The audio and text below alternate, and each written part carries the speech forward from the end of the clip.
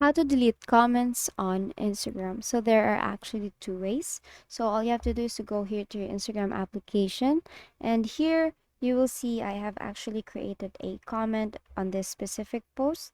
Now, if you don't own the post and you want to delete the comment, then what you're gonna do is to just click on your comment and swipe through right to left. Just swipe through that, and now you have completely deleted it.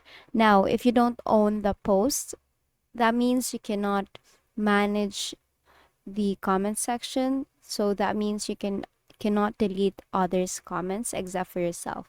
Now, if you own the post, for example this one.